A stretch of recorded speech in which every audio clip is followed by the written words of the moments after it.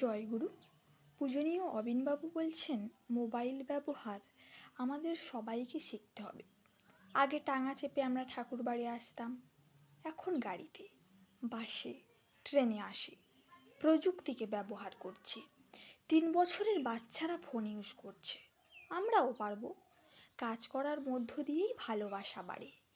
আমাদের মা আমাদের জন্য সারা রাত জেগে থাকতে পারে আমার অসুখের সময়, তার কারণ ছোটবেলা থেকে তার আমার প্রতি অনেক করা আছে। আমাদের এত করা নেই, তাই আমরা মায়ের মতন পারবো না।